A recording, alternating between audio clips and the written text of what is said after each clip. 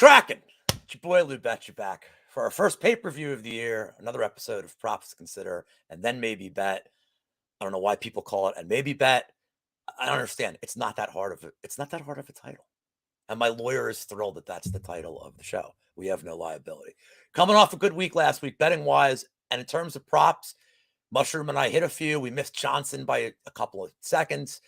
Overall, solid reads last week, and we're going to keep that going this week. Without further ado, I want to bring in my guest, Aaron the Dog. I'll talk about how I know him in a second, but I'm just going to bring him in. Aaron, thank you for coming on the show. Welcome to the MMA Engine. How you feeling about this card prop wise, my brother? Shalom. And Shalom. Yeah. Hello. Happy 283. Feeling very good.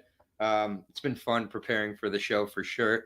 I definitely love me some UFC and focusing much more on the props like way earlier in the week than I usually do. So that's been interesting to kind of add to the repertoire moving forward also, but not as big of a show as last week. Obviously, the mushroom reveal has changed us all afterwards for the better. He broke the site. So I discovered, if you guys don't know Aaron the Dog, go follow him on YouTube. I discovered him through a mutual acquaintance, Stubborn Mick. Man. And I forget what card I was looking for information. It wasn't a UFC card. It might have been like an Aries card. Aries, LFA. LFA seems like our Cage Warriors. Those are some. But I listened to your breakdowns, and it was concise. It was sharp, and I think you went like 8-1 or something. Like you killed it, and I'm like, okay, I'm a fan. And again, you're not spending 20 minutes per fight. Like here's the reasoning, and you do something that Narco Cop does that I love and respect is you don't just look at like the fighter history. You look at like the history of the guys they beat. Like you do like a dub, like you dive that extra level down to be like, well, he beat this guy who's 12-4, but like you're finding fraud wins in there. So I always like that. Talk to me. One of the things you and I, when we started talking the most, you were crushing props on the Contender Series, which I find so difficult for several reasons. But the biggest one is, I mean, well, first of all, they don't come out. You probably have like a 24-hour window, if that, on some books to even get them in. But with such little information and tape that is hard to come by, what's kind of your process as to how you come up with some of the props as opposed to on a card like this where we do have ample information? Well, I mean, for one, I try to steer clear of guys where I can't see any tape or very little tape. I am somebody who believes in tape and watching tape. So I go and watch the fights. Particularly, I try to watch the fights with fighters who I feel are going to emulate the opponent coming up and try to ignore the tape on fighters where it's like, this isn't really going to help me. This guy's 5'8", the next guy's 6'2" kickboxer type of thing. So that's where I start first and foremost. But then my favorite fight to look at from the Contender Series that I think was such a gold mine. And now there's so many more people covering it and lines are getting out earlier and earlier. So the Contender Series isn't as fun as it used to be some weeks, but other weeks it's been great. So don't get me wrong. But the Munir Gafarov versus Chad Anhelinger fight from a few seasons ago. It was like an 8-5 guy from Canada, 33, 34 years old, facing an 18-3 guy from, I think, a Tajikistan maybe, or somewhere where it's just like, oh, man, this Gafarov guy, he's faced a lot of guys in M1 or where, so on and so forth. Like, I didn't do my Gafarov, so, I love Gafarov. But that fight was a fight where I kind of knew before that the odds were going to lean one way. It was with the Gafarov, the European guy, not this older guy from Canada. And I also just had known Anhelinger, even in fights he lost, would make it tough, go late. And like he was a tough dude and he had learned from his losses early, won a lot of fights against good levels of competition too. And he took a beating last fight, but he was tough and he was still. He's always tough. He wasn't tired. Like he didn't look like he was gassed and he was just outskilled. He was outgunned. He was outskilled, which he has been a ton in his career. And the wins and losses came against good levels of competition. That's one of the first things I care about with regards to the Contender Series. And so with that fight, you had Gafarov, I think, lined at like minus 450 or something like that. Like you were getting like straight up to where you didn't need to worry about the props. So I always love that when approaching Contender Series guys specifically. So when you typically don't need to worry about, you can cover the money line and then start to get creative from there. And then I was like, both guys are tough. It's going to go late. The over, for whatever reason, the over was also juiced in that fight to where everybody was like, Gaffarov's going to finish him early, or Ann Hellinger, look at these all KOs or busts. Like, again, Gaffarov was really good. I made a ton of money off Gaffarov and LFA afterwards because he's gotten punished for that loss, just like Gregory Rodriguez got punished for his loss to Jordan Williams, and Josh Friend got knocked out as a plus. So you just kind of, that's more where I go. I'm also a huge fan of the term echo chamber within the MMA world. I don't know if it's a coin term. I don't know if other people use it. Well, I know the term from outside. Yeah, so I use it in MMA all the time. And I really don't care if everybody's going with one guy and I'm going with another guy, or if everybody's going with that guy and I'm going with that guy. I think one of the things I truly, like, not trying to sell anything I offer, is that I independently think about the fights from my approach. So I use emotion in fights. I use storylines in fights at times. I don't use it at times. It is because not every fight is the same in that way. I also am very respected amongst fighters, so I can get information and I keep my information to myself and the sources to myself. And though that information comes through quite often. What's up, SD Dumas? Yeah, you were talking about him, I think, last season. Yeah, and everybody was picking the glory kickboxer, with the huge undefeated record, who's SD Dumas, and quick submission plus 700 on that submission prop if you follow. You had somebody that came on your show. It wasn't Jose Darius Flowers. And yeah, which I didn't even seek him out. He had me. He was in the chat. He was in everybody's chats. I remember. And I was picking him before he came into my chat. And I think he was just expecting me to go with the Armin, the Georgian guy, like everybody else. But go ahead. That's the one, like, again, I haven't taped it in a while, and I'm taping a lot of fights. That was a slam. The other guy hurt his shoulder. Right. Okay. But which upsets me because I think Darius was heading to winning that fight anyways, and it's gotten very discounted, which I'm going to take advantage of in Darius Flowers' next fight against Eric Ghost Peppers Gonzalez, where he's going to knock him out inside. Very winnable fight. He's knocking him out. Absolutely. Like I said, I don't remember all the details, but I do remember he had 2 hoes at ringside, and that's Jose. That's Jose Johnson. I was like, that's Jose. That's Jose Johnson who beat Hadley. He should have been minus 1,000 after if I would have seen that. Yeah, whatever. No, Flowers had no hose. So I have one more question, but I'll do that at the end of the show. People are here for the props. Yeah. Let's get to the props. Yes. There's no rules. Just whatever order you want to go, low to high, start to finish. And then we'll comment on each other's. But go ahead. What do you got for us? What's the first prop to consider? Also, what kind of bets I'm looking for. So I'm happy to hear some of this nonsense. You're looking for some splash downs. I get it. Yeah, I don't get out of bed for less than like plus 2,000. But I'll wake up early, maybe. Well, I'm gonna get you up a little bit early. Let's start with how about we start with Jailton Almeida, the man of the night, right? Everybody's waiting for Jailton Almeida's fight to be pulled. If it's not pulled, when I heard Abdurakhimov is going to show up. He's there. I heard. I mean, apparently he is there taking pictures and shit. So at least he's probably going to make it to the scales. So you know how many significant strikes Jailton Almeida has through his first few fights in the UFC? Take a guess. I think he averages like 6. He has like 1. Oh, he has 1. A lot of ground and pound, Romanov style, Donkey Kong style, and I get it. Abdurakhimov has turtled up and gotten knocked out by some big hitters over time. Jailton Almeida isn't like a heavyweight. He's going to come in at like 214, shredded. Abdurakhimov's probably cutting down to 265. I'm giving Abdurakhimov a round here. And what we work into in that case is we get into some nice business where it's like, all right, how's Jailton going to do it? Is it going to be a KO? Is it going to be a sub? You got your choice in the second round, plus 1,400 at the TKO, though. I'm taking a shot at a round 2, plus 1,400 TKO for Jailton Almeida. I think that the ground and pound does work here, but he's got to wear him down over some time. And I think a lot of times, even in the first round, I get he's gotten his guys out of the first round, but Anton Turkulj weighed 220 pounds. Say it right. Call him the right name, please. Turkey leg.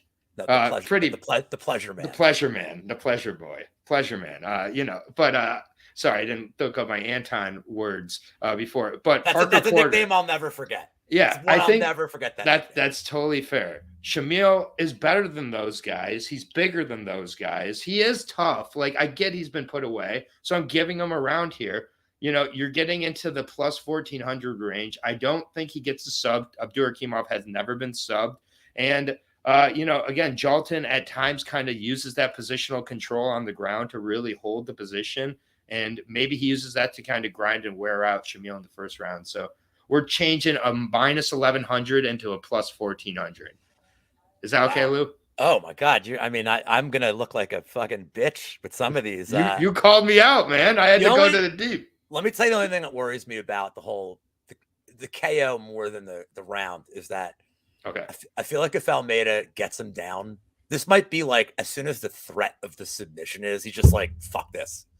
Like, but he he's might be like, I'm out of he's here. willing to set up the submission with, and Abdurakhimov has never been subbed. He's been in there with some good grapplers.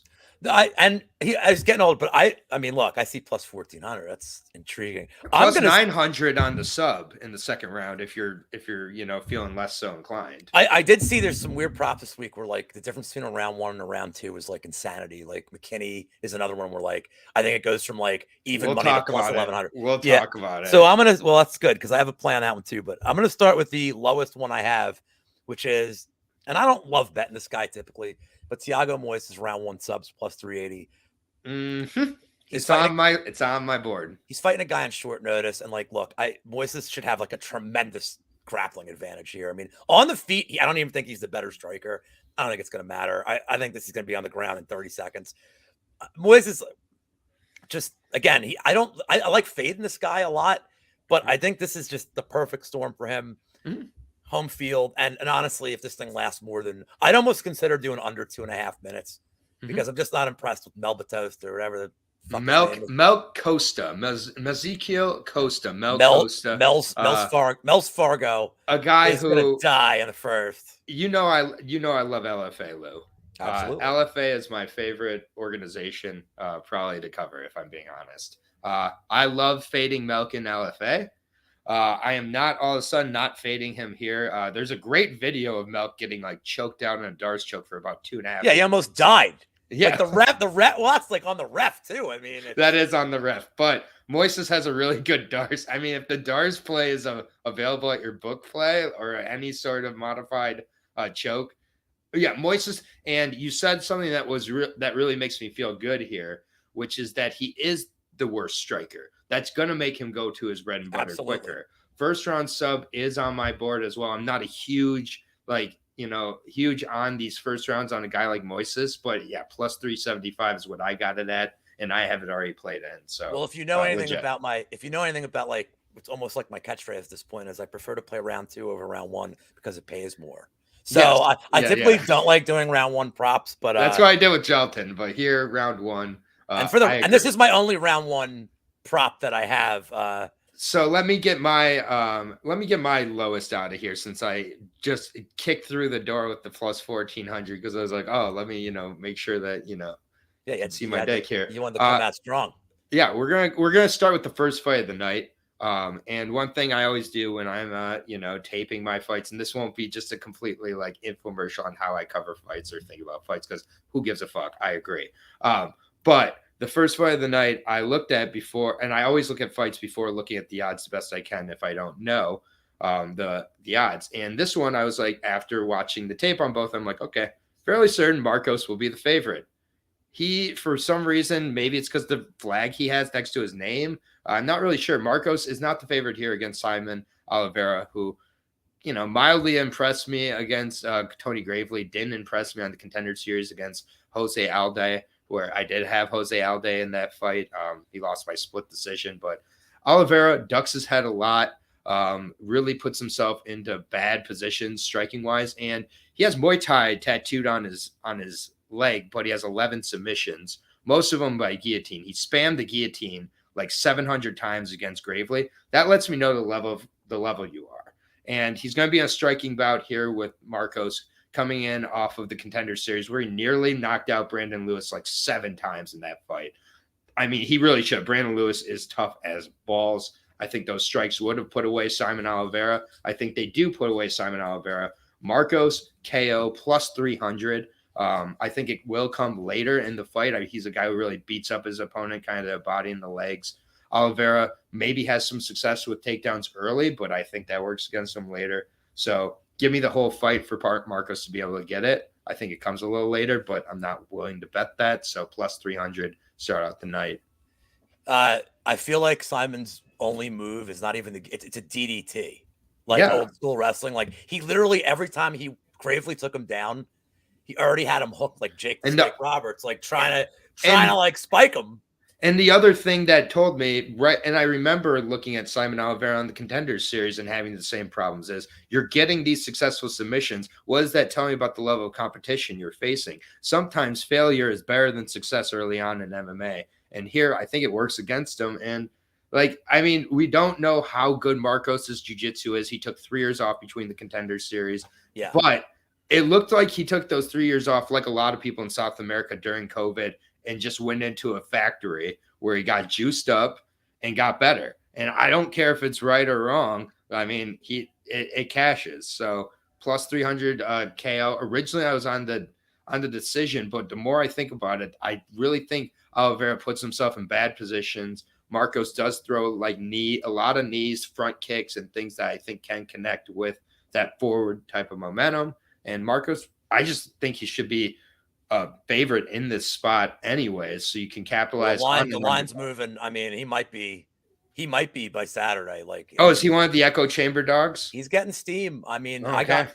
I just want to add this to that fight because I think I know you don't do a lot of DFS or you don't play DFS, right? I don't, but Gordo's making me want to. Well, Gordo. Shout out to Gordo. Well, right now I'm in the Iron Man with him, but I think, but Marcos. So when they price people, it's based on the line on Monday, Sunday or Monday. Mm-hmm. So it's the salary you're paying doesn't, the steam doesn't matter. So basically you can get to a point, let's say it becomes a pick 'em by fight time. You're getting a guy at a cheap salary that doesn't belie what his betting odds are. And I always feel like that's a must play. Yeah. On a slate where I don't love a ton of underdogs, I love him here. If he doesn't get a knockout, I mean, because the thing is, even if he gets a decision win with a lot of strikes, he's going to have a ton of strikes. And if he gets a KO, he could break the slate. So I just want to say that's one. And then the other thing I wanted to add is anybody that's taking Simon this week has made the same argument that they don't think that Marcos's cardio is good. Well, really at this point, if you're going to talk about his tape, you're only talking about one fight. Because I don't think any tape before standard. But he went 15 minutes and he got tired from a fight that could have been stopped multiple times. So yeah, he threw 300 strikes. Anybody's going to get tired. Except Max Holloway might not, but everybody else is going to get gassed doing that. I'm not worried. I'm not really worried about his tank. And if he wants takedowns, they're going to be there. Right. Oliveira is glad again. He's just going to be going for DDTs. That's his move. So I'm with you. Yeah, go ahead. I'm with you on Marcos, man. I love it. Sweet. All right, I'm done with round one shit. Now, one of the reasons I haven't bet the KO yet is I'm trying something new this year. I talked to you. I don't want to take ITD props against guys that are undefeated regionally. Now, in this case, Simon Oliveira is not undefeated. Mm-hmm. But in the case of my next bet, I'm willing to make an exception. I'm taking Gregory Rodriguez round 2 KO plus 600. If you wanted to take Ferreira round 1, I don't hate it. I get it. Why am I taking him round 2 other than it pays more? Because G-Rod, he gets his ass kicked in the first round. Iron Turtle was hurting him. Chidi was hurting him. I mean, it's almost like he needed to wake up. And I think with Ferreira, look, you look at his tape. I think what we know to expect the first 3-4 minutes of the fight. He's going to come out like a buzzsaw, unless the moment is too big for him, which is possible here. Mm-hmm. It's very possible. I think he's going to come out guns blazing. I think he could hurt Rodriguez. I really do. I think he can compromise him, but. And I can't even say for sure he's a gas bag. We really don't know. But taking the fight on short notice, the biggest event he's, by far that he's ever, fought in. There's a lot of, I don't love that narrative, but it's a big deal. I mean, if you're not, he's going to walk out and it might be fuck. Might have a cardio dump, an adrenaline dump, just coming out and being shit, this is real. Rodriguez is calm, cool, and collected. I mean, he can take abuse. And depending, we don't know who the ref's going to be, but being that he's Brazilian and being like what he's shown in his last couple of fights, I do think he's going to be given the leeway to recover.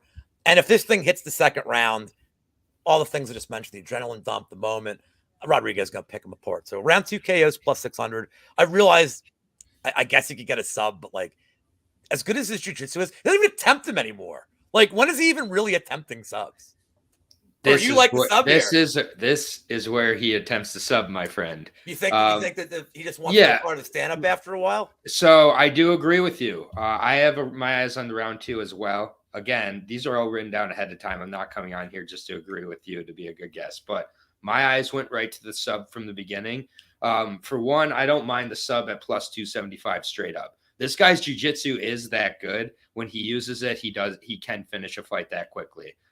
He has the takedowns to go with it. This guy, who the fuck is this guy? And that might be how Gregory Rodriguez approaches this fight. Gregory Rodriguez wants to be a champion. Yeah. He really does. And isn't he like 31, 30? He's 29. He's so he's young. 29. He's 29. He's not 30. And what he's going to realize here is that my mileage is not worthy of this fight right here. So maybe he can't help it himself. I think that first round, he goes toe-to-toe with him. He might knock him out in the first round. We might miss out on it altogether. But in the second round, I do think he uses the jiu-jitsu. And you can get a plus 1,000 round 2 submission right now on Mr. RoboCop.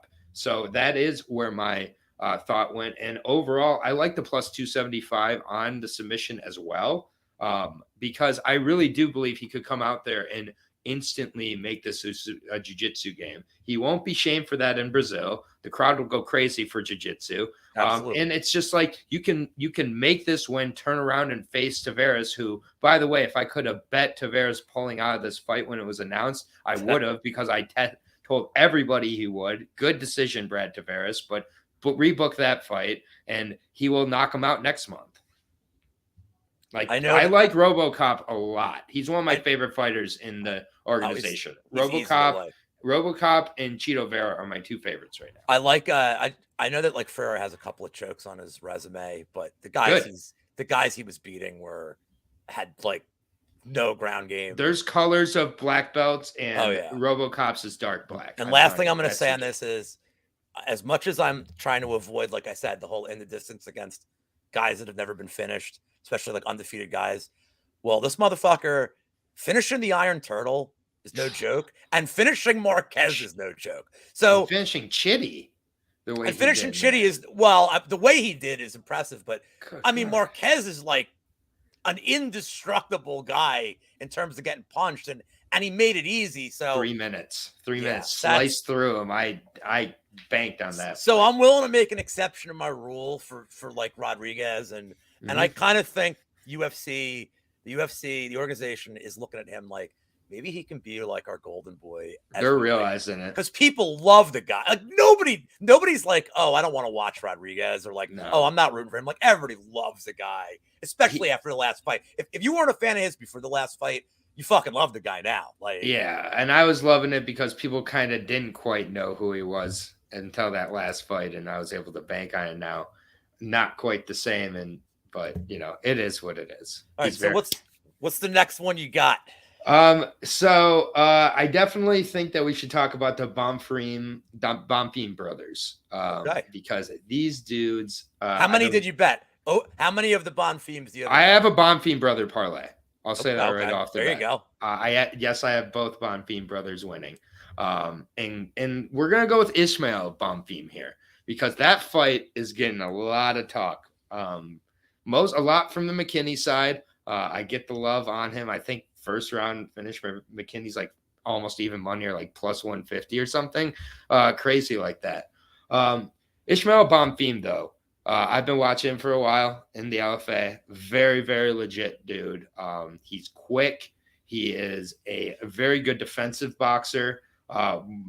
Pours on the volume as the fight goes on. He's a world-class boxer as well, undefeated as a Brazilian national boxer. Good jiu-jitsu, good takedown defense. This guy is a terrible, terrible matchup for Terrence McKinney, I think. I really do, man. I think Terrence McKinney You keep hearing if he hits him like he did Drew Dauber, then he's going down. And if I hear that one more time, cue the Arthur Fist meme. It's like, dude, that was a great shot, but like it's really hard to do that. And also, what's your plan after that for the last 10 minutes of the fight? Ishmael Bonfim is very, very patient. He puts on a good pace. He's quick. I do not think he gets caught in that first round, and I think he pours on a pace that is sustainable for McKinney, but I don't think that McKinney is able to get really close to him after that first 5 minutes, and he gets frustrated over those last 10 minutes. Maybe you see him try to wrestle, which tires him out further. Ishmael Bonfim, good takedown defense, good Brazilian jiu-jitsu. Very good takedown defense. And he kind of like backs away. He's like very quick with it, and it's going to tire you out over time. I think people are making a real mistake here on this fight, man. And I think the draw is definitely live depending on how successful Terrence McKinney is in that first round, because that 10-8 first round could be there. I don't see it, though. I'm going to sprinkle the draw, though, because it's at plus 66. So why not? Because I really do see a world where McKinney, he almost got him in the first round and then kind of blows at the last two and loses. But I like the decision overall for Ishmael Bonfim at plus 750 here. This is a guy who has gotten unanimous decisions over lowest levels of competition in his last few. He's not too proud to go to the 15 minutes. He has that boxer's attitude in there where he's like volume and movement over going for the finish necessarily. Sure, the finish could happen. Also, a sneaky play I have on my book is you can go to unanimous decision, which if he clearly wins the last 2 rounds, you're not going to have to worry about the American, like we love McKinney people giving him like 1 and 2 and a split decision. Unanimous decision plus 1,000 on Ishmael Bonfim. I had Ishmael Bonfim from the jump, man. I'm playing him at plus 105 very confidently. I do think this is a terrible matchup for McKinney, and people don't know about the Bonfim brothers yet. And they more think, Gabriel, he's the good one. And so we do this with brothers a lot where we're like, there's a good one and a bad one, whether it's Joe and, Dan or whatever brothers you want to go with. Chris and Kyle. Yeah, whatever ones you want to go with. But sometimes both brothers can really bring it. And I think you have that here with the Bonfims. So Ishmael Bonfim by unanimous decision plus 1,000, overall decision plus 750. Wow. I love him. So I am also on Bonfim, but I have him round 2 because everything you're saying is like completely makes sense. I just think I mean I've seen enough of McKinney. Like it's fading McKinney's gas tank. Like I think what I'm worried about is that with 1 minute left in the first, Bonfim could just crack him and knock him out. Like I have to survive to the second round. But there's one more thing I'm going to bring up. It's not a technical analysis, but I watch other pods and it's more like I'm curious to see what people are on. I don't want to make the mistake of getting too many thoughts in my head, but it's like, all right, I know what I see. I'm curious. I like listening to Olivas and Santino DeFranco because they break down fights a lot different than I think some of us do, because especially DeFranco's perspective is so unique. And one thing and I think it was Olivas that brought it up that I found was an interesting comment. He said, McKinney right now, Jay Perrin he's on social media nonstop. Anytime somebody says anything he don't like, he's got to get involved. He's got to say shit. And then now he's going to be going to a venue where they're going to be telling him he's going to die.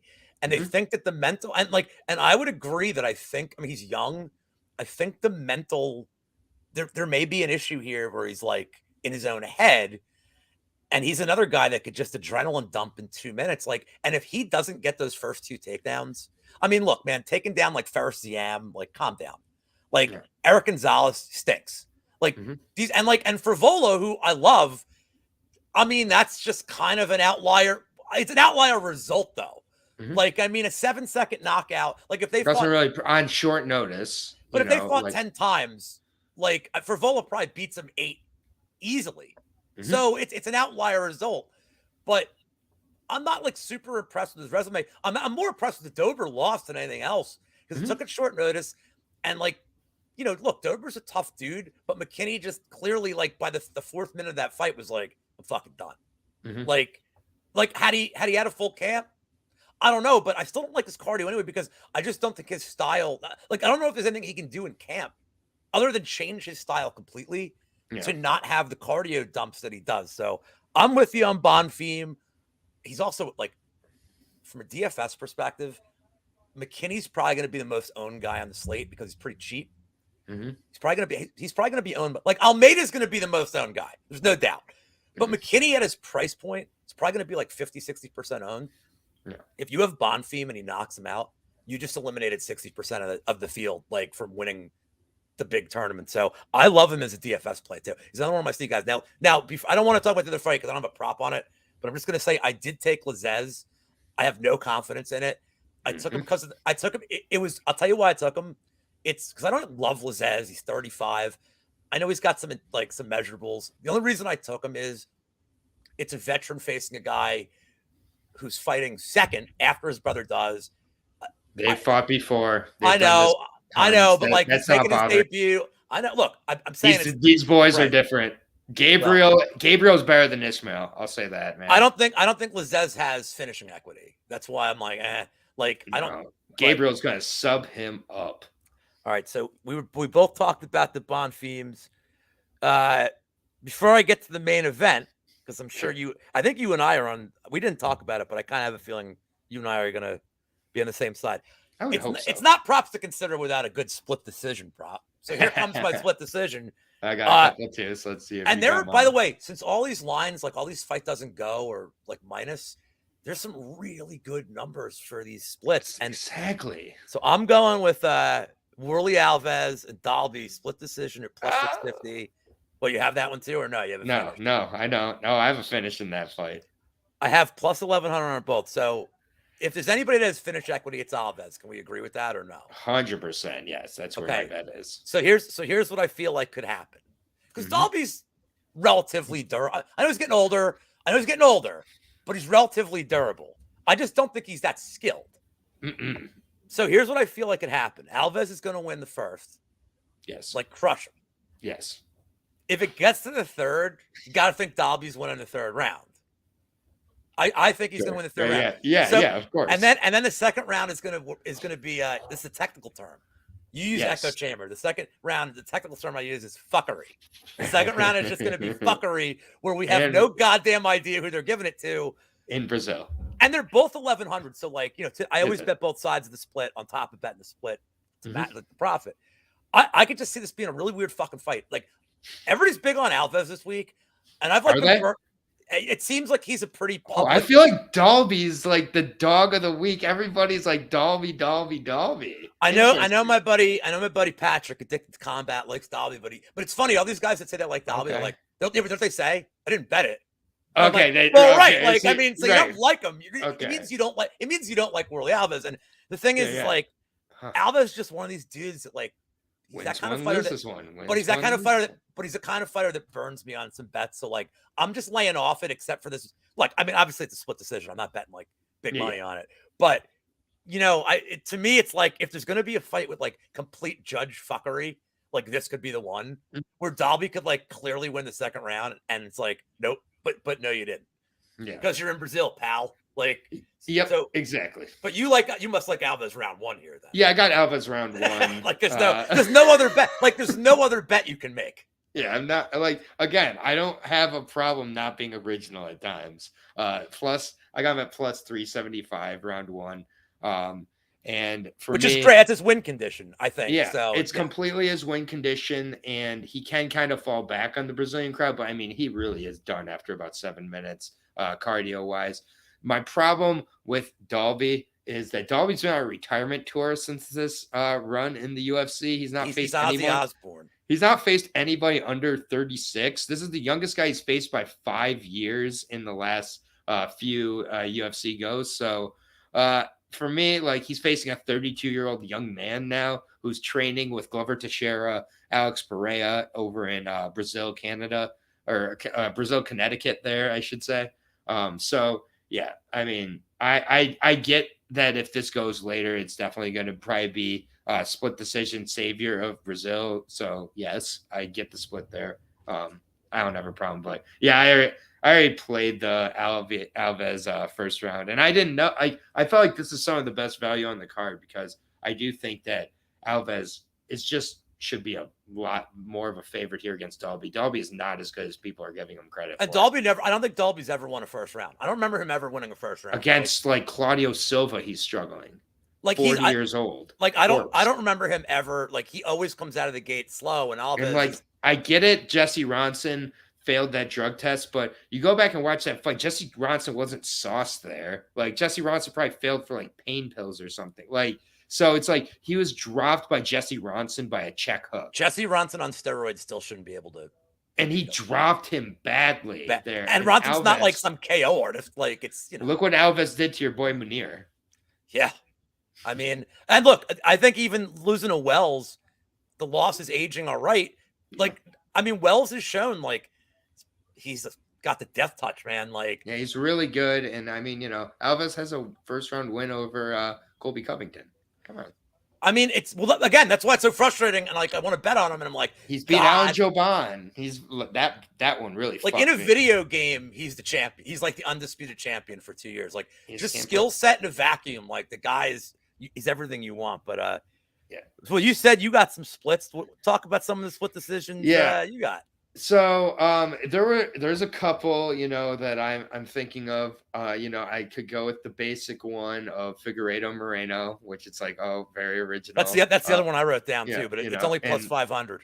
Yeah, exactly. It's too late there. So I'm going elsewhere. I am going to Mr. Neil Magny, who that boy can get really, really tough and make fights really, really difficult for guys as fights go. I think he spends a lot of the first round with Mr. Burns, clinching on the feet, holding those arms, sapping up those arms that are magnets for lactic acid on Burns with, making them really heavy, and then starting to just use that 9-inch reach advantage, stick that broomstick in the face of Burns. Burns landing the more impactful shots, while Magny may be winning the volume. We get to a split decision. Magny split decision plus 1,200, plus 800 on Burns. So you're losing a little bit on the side here. But I really think if Magny gets to a decision and wins it, he's not going to get 3 judges to say he wins it in Brazil. No. So no chance. Two tops. And you're getting plus 1,200 here. I really love Neil Magny. I've been thinking about playing him just from a straight dog spot because this line is so off. Give me the UFC welterweight record holder for decisions and for wins and for split decisions in Neil Magny. I love it. I mean, this line is completely unbettable, and I see people. It's bettable if you like Neil. It's unbettable, right? It's unbettable in the Burns fight, and I see people saying they like the Burns sub, and I'm like, maybe. I'm like, yeah, but like Magny's like, oh, the big, it's like, well, Magny's been finished a lot. It's like, yeah, but. I mean, Shavkat's like a little different. I'm willing to forgive him, like Shavkat, but yes, yeah. I mean, he's facing guys, and with Burns, it's like I feel like he's going to win the first round almost every time. I actually think Magny's a great live bet. Like after round 1, I think you might get him at like plus 900. I agree. Like you're gonna get him at a crazy number, and I love it. And Magny does Magny shit, man. He knows how to like kind of.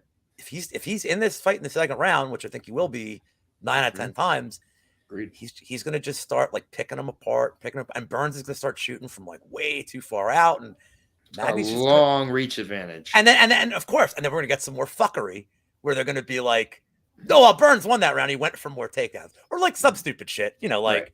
Because look, judges really do hate Magny's style. Like I get it, but he still won the most fights in UFC history at the division. He's one of those guys that, like, if you're just a fan of the sport, if you're like I don't want to say purist, I don't really like using that term for this, but if you're somebody that like just appreciates all the intricacies of the fight game, he's a dude that like you have to love and appreciate. Just like it's like the guile, the craft of winning these fights. Where like, yeah, he's also younger than Gilbert Burns. Well, Burns is Brazilian. We don't really know his age. I mean, his hair is 1 year old. Can you confirm or deny how old Gilbert Burns truly is without Gilbert Burns' hair is 1 year old? And you just mentioned live bets real quick. I know it's not the live bet show, but there's no rules here. But Izzy Bonfim is a perfect live bet. Absolutely, 100%. He's going to be plus. Well, unless he puts him away. Well, hold on. I want to argue that point slightly. What? Okay. Because they're catching on with certain fighters. And I feel like if McKinney shows any kind of fatigue the last minute, like sneezes, like they're like, oh, like I feel like weird. if he's shown any fatigue the last minute of the first round, Bonfim might Bonfim. actually be like -150. Like, I'm serious. Like, they may know in advance that if this They thing goes may out of just the turf, leave the line. it may just not be round. available, or it may not be available. They'll be like, no, the system's down. Servers down. Repairs are going on. They only have the 1.5 available for the Bonfim fight. Also, they don't have the 2.5 available. It's like, why even offer this? Yeah, like I wanted the 2.5, but whatever. I can't wait for that fight. So let's pivot to the main event, and then let's do some yam bags. I'll let you start. So I have a prop written down. I'm not going to tell you what it is yet, but it is 4 figures. Okay. And real quick before the main event, one more fight I just have a weird feeling about could go a lot longer. One of the juiced finish bets.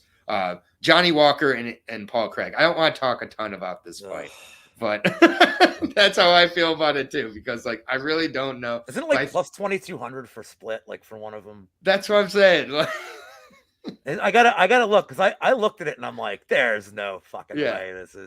I like the over 2 rounds at plus 250. Oh, I was wrong. Walker's plus 2,800 to win by split. Jesus Christ. Paul Craig's plus 3,500. Why not? Well, I don't think Paul Craig has any chance to win a decision. No, I don't care. I think so. Like I just Walker think does. Walker could win. So I do like this fight going 2 rounds because I don't know what's gonna happen in that 3rd round. Someone's gonna find a banana peel. Probably not gonna go to the decision. But Paul Craig likes to come back, and I think that I have a feeling Johnny Walker's gonna come out and be a lot more conservative in the first couple rounds here than usual, and it's gonna kind of slow him down a little bit. So over 2 at plus 2. I know it doesn't qualify for this show. I said this last night. I did on the DFS show with the boys. I said, like, and I think I think that the general feeling is true. If Walker keeps us on the feet, he's probably knock him out. And if Walker goes into the guard, he's probably gonna get subbed. I agree with that. I know it's pretty basic, but I completely agree with it. So what you're saying is Walker's winning condition is not to do something stupid. I can't trust Johnny Walker not to do something stupid. Like true. Well, I'm trusting he does with a beard and he's coming off a submission victory.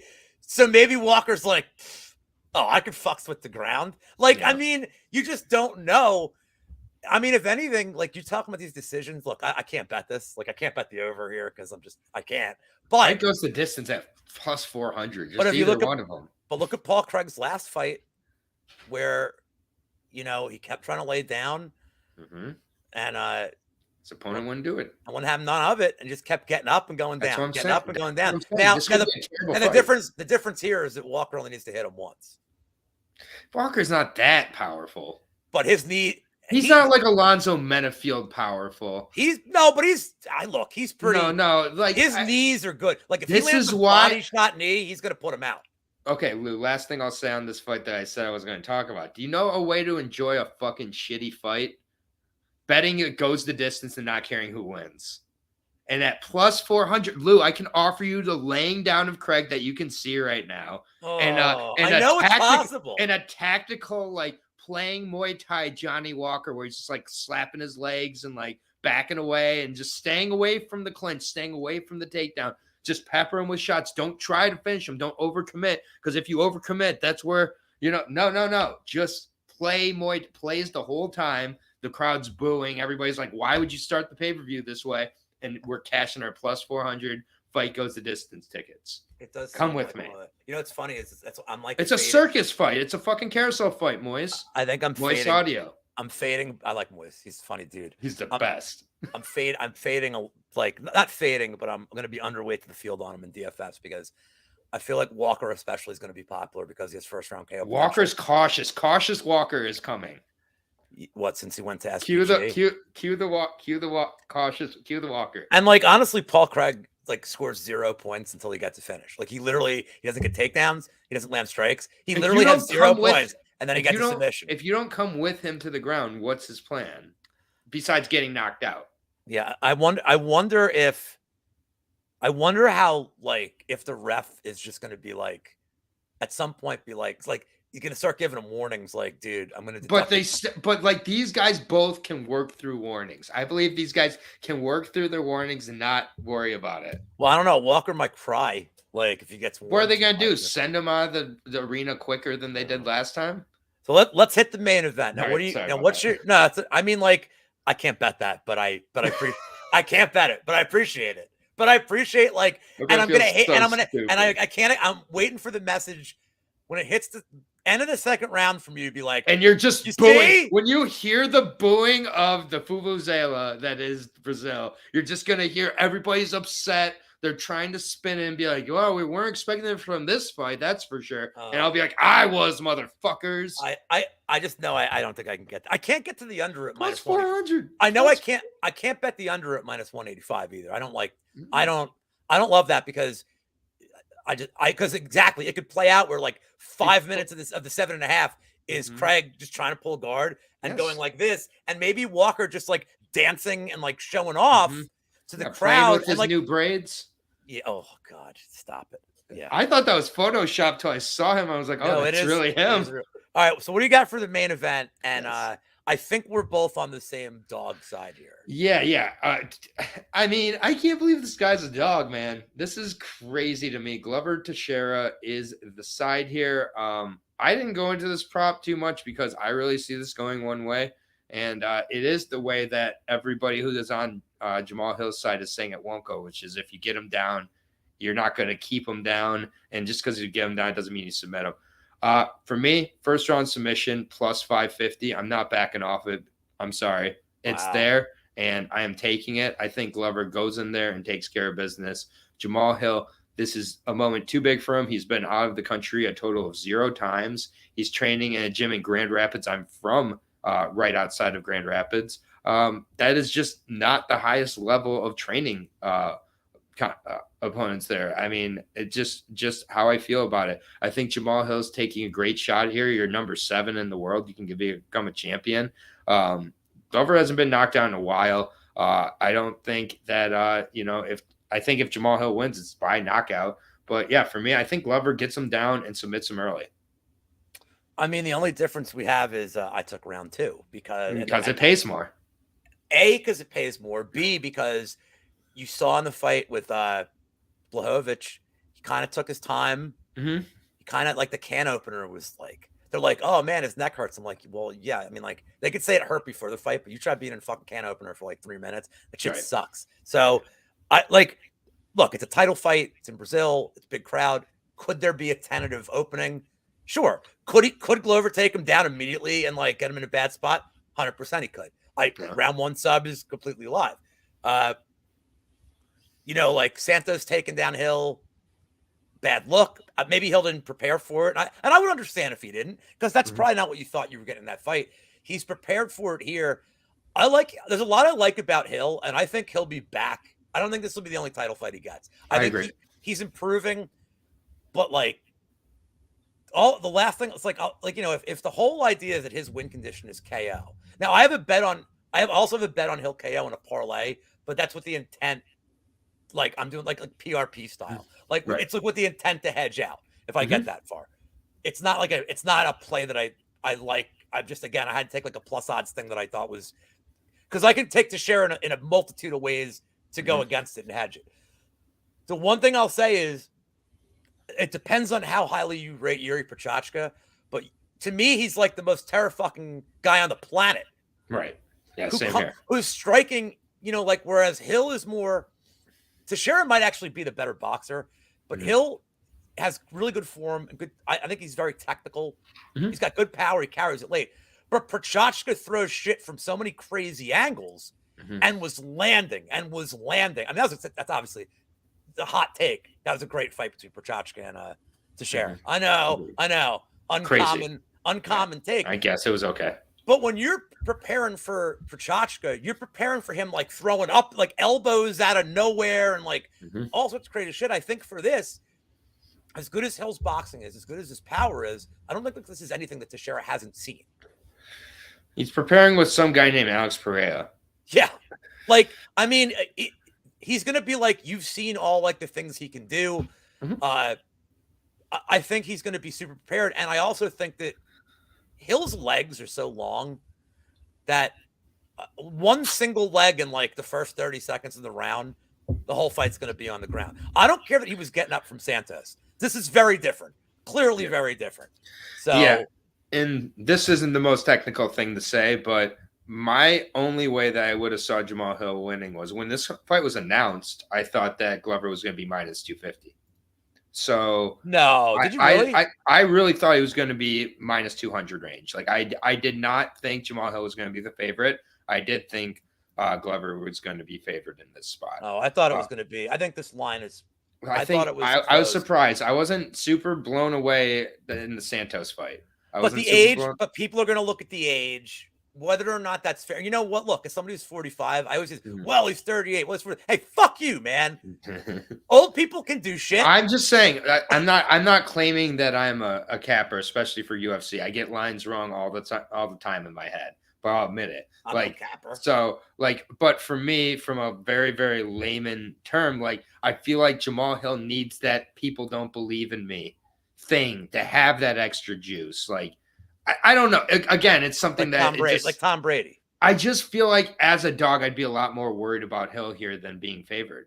Like he's being favored and getting like I don't think he handles success that great. I don't like how, like, again, I can't get the Craig fight on my head. Like, that was him on his ascent up, and he really, like, that Craig fight was put in front of him for him to get a main event after that fight. And he couldn't have failed more. And now he's getting thrusted into a title fight that he knew about for like a month in advance. Like, Glover's been preparing for a title fight. And then, by the way, then Hill started training with Paul Craig, which is hilariously great. And now they're drinking buddies. Like, it's awesome. Yeah. And it is all good. It's just, it's too much too soon for me. I do think that Glover's focused here, and I don't think he gets out of the first round for me. But I get taking the second round too. I'm worried that whoever wins probably gets Ankalaev next. I don't know. They're going to do everything they can not to have Ankalaev. I sort of feel like they may not be able to avoid it, and that Ankalaev is just like they might find a way. They got to find a way for Bo Nickel just to move up and get a fucking title shot. just give Bo Nickel his first two fights in the UFC should be fighting for the title of 185, and then fighting for the title of 205.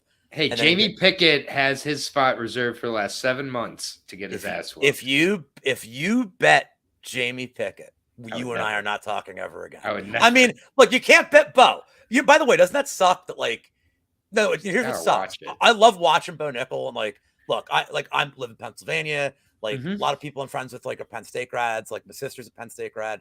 Yeah. So like I'm rooting for him, and I feel like there's pride, even though I didn't go to Penn State. Like, sure, because I went to Danny Lags, I went to like a real college. I went somewhere else. But like it's cool to see it. But he's unbettable. Like you cannot. Like I'm no CLV guru like some people in the space. But when that under came out in the last fight, I hit it like I was like refreshing DraftKings, and then it just came waiting. out. I think it was minus. If I'm wrong, I'm sorry, but I think the under was like minus 250, right? It was 215. 215 because I remember I hit it too because you were telling me. So I deposited money, and when I reloaded the screen, it was 230, and I'm like, and I dumped I'm not even gonna say how much money I put on it because I don't. Business. I understand. Well, but I put an irresponsible amount of money on it. I did that at 250. I got him at 250. But like I put enough money on where like there's people in my life that would have been really mad. Like, hey, so I was like, we knew though. We knew. And then like I wasn't even worried. Like you're not worried. Like when it starts, there's always like the 1% of you that's like fuck.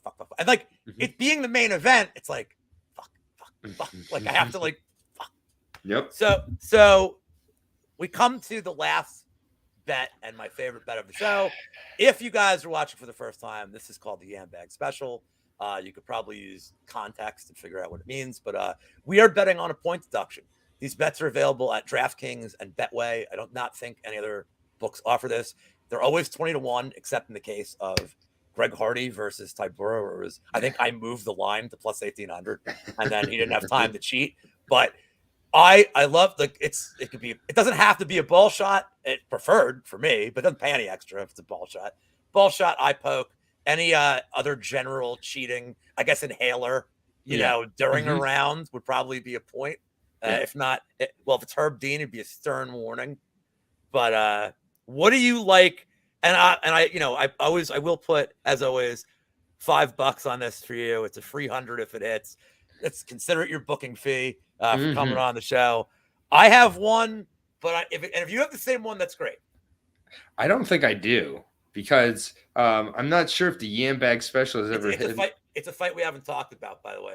It's a fight we haven't talked about either, and we're not going to want to talk about much. Josiah Nunes versus Zarin Ferreira here. Oh, no. Clam bags. This is yes, clam bag I see a clam bag shot here, actually. So why do you like it for this? So I see a lot of different reasons. I could see, for one, the clam bag shot coming in with Nunes being 5'0" and Ferreira being like 7 feet tall. So like I could see a head kick going right to the clams by Nunes, for one. Also, if Nunes doesn't put her away early, we could see some real ugly grappling start to happen. And Ferreiren's grappling defense often is to kind of reach out behind her because she's used to being with ropes and maybe grab the cage.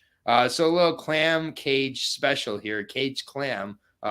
Ferreira Nunes is my point deduction special of the night. All right, I love it.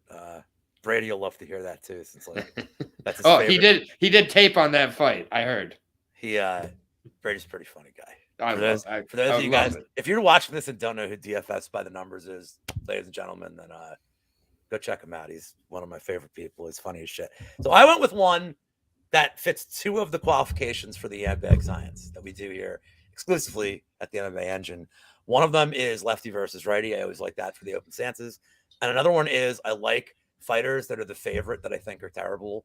And there's no better fight for this where the fighter is the favorite and they're lefty righty than Ihor Potieria versus Shogun Rua. And what more fitting way to end his career that some weird fucking shit happened. Like could you see Potieria getting like 2 point deductions in this fight, losing the fight, and Rua wins 28-27. Yeah. 28-27. Can we bet the 28-27? I wish, dude. I wish we could, but I look, there's obviously there's a science to it, but this is a hard card for it. I actually thought about the Moises fight, but I'm like, man, Moises gonna beat him. It's gonna be quick. And that's the thing is you don't want to bet fights like that, but everybody's expecting Potieria just to blow through Rua. In all fairness, even at his raw level, probably should. He will. I don't think he's not worried about the takedowns here like he was against Nigumurano, but still, he still sucks. And the lefty righty, look, I'm sure there's gonna be a lot to this because people this is a super exciting fight. The crowd's gonna hate him. The other thing is he might get a point without a warning. If you hit Shogun in the balls in front of that crowd, they might take one right away. They're not gonna be like, don't do it. What if he gets a point deduction for a toe to the midsection that Rua just Rua hates those body shots. I've said this before on the show. I've said it on Twitter. I'll say it again. I do not stand for false hand baggage. I never have. I never will. But if it pays our bet, right? Yeah, that's what I'm saying. Let's go. So Man, you are. I don't like to concede here, but go with Lou's over mine if you're betting a Handbag there. Well, I'm going to bet them both anyway. The cage clams. Look, with an eye gouge. I mean, it's $10 combined. I make that in a week. Nunes is gonna be reaching up for the Muay Thai, and then just hit her in the eyes. There's so many ways. So that has brought us to the end. I was gonna ask another question, but I'm just gonna make a statement instead of asking a question since I realize we have hit the hour mark of the show. My bad. No, this has been great. One thing that and this is. I'm not trying to be overly critical of people in the community because, we all work in the same community. So I do have a level of respect for almost everybody that does it. Almost. But what I like about Aaron, and I'm like this for the most part as well, is we're here to win money. And that's it. We're not here there's no clout chasing. I want to win money. Now, obviously, I work for a company and we're all trying to raise our profile for the company. So I track my bets. I feel like it's important to at least say I did great, I did shitty, whatever. I'm fine putting out the tweet, good night, bad night, on to Cincinnati, on to Jacksonville, on wherever. But I just wanted to give my guest Aaron the proper respect because he's intelligent to talk to about fights. He's happy to share whatever. If he wants to talk to you, you want information, he's happy to give it to you. But he's not on Twitter saying like DM for VIP and like killed it this week, like 2 weeks in a row, 7 weeks in a row. I'm not going to name names, but somebody I blocked said they had 7 straight weeks of profit in a row and that we're killing it. And then if you look at their Bet MMA tips, he doesn't have 7 weeks of loss. He doesn't have any losses in that 7-week period. He had 2 weeks where he literally broke even, and he had one where he was, no joke, 0.01 units up. Now, here's my thing. If I push, I'm like, I fucking suck. I'm like, what? Like, but whatever. But I'm not trying to sell anything. You're not trying to sell anything. So unless you're trying to sell a betting service to people, I don't understand the weird flex of saying killing it 7 weeks in a row. It's like, but you're not. Like, you know what I mean? Like, it's weird. Is that weird to you or no? I don't know. It is what it is. You know, the amount of like I am less shy about pointing out these people, but you know, it is what it is. Like, I don't need to show off because I just do it, and I feel like these people aren't doing it, and that's why they have to pretend to. How long? And I don't really get it. 10 years. I've been gambling since I was 13, so I'm going on 20 years now. You fucking degenerate. All right, so I've been gambling for Chris Moneymaker, man, taught me about poker when I was 13, and that's where it started. That's my guy. That's where it started, and stole my mom's credit card, put $30 on Full Tilt Poker. Got that up. I was a Stars guy. Yeah, I played on Poker Stars as well. I played on Party Poker. I played on Dog. I played on all of those. Yeah, and I got several, but that's where it all started. And then, yeah. So one thing I feel is important if you've been gambling for 20 years, like I have and you have, is, you know, there's highs, there's lows. Like, you just gotta, like, you know, shit happens. But more importantly, like, I know myself so well, like, and I'll even tell people on our Friday show, like, I'll have like a 7-week hot streak. And then like a 9-week bad streak's coming, and like I'll know, and I'll tell people like, look, I now can tell I'm about to be, and typically that involves like a UFC London card where I'm gonna just guaranteed go like 1-12, and I'll tell people, look, if you see me lose the first 2 fights, fade my whole sheet because you will win. Because it's too late for me, but you guys can win a shitload of money fading me. Self-awareness. So, like, dude, the bets are in. I lost. Okay, I suck. Okay. The only person that cares that I suck is me because it's my money. But if I can help everybody else avoid that fate, I'm happy to. Right. Hell of a this is why we've always gotten along, Lou, from the first go. Like, this is what we are about here. And yeah, it's just like the bad week comes, the good week's coming behind it. But I can say leading into this week, I felt pretty locked in. Last week was a good week as well. And it's not just because I had a good week last week. I know a lot of people had a good week last week. Last week was kind of easy, but this week is a little bit. I'll take easy weeks. Exactly. You got to bet those easy weeks because the hard weeks come. I think this is another week that I say it a little bit easy if things go the way we think they should. So I think there's people that are going to disagree and they're going to get burned by. There's a couple of fights like, you know, we talked about on this show that I think people are going to get super fucking burned, not just betting, but DFS wise. Their lineups are going to go to shit. And like, I don't know. I think there's some really weird plays that I can make on this card that are going to get me for DFS wise. But just if you're watching the show, beware some traps. Aaron, thank you for coming on. Please tell the people where they can find you, what you're up to. I know you said you're not selling anything, but please sell yourself right now. No, I mean, I'm happy to guide people over to the channel. I do such a good job of doing it that my name on Twitter isn't my YouTube channel. So half the people don't know who I am. Social media guy. Yeah, like I don't like, but I'm very proud. We just crossed 700 subscribers about the first year on the channel.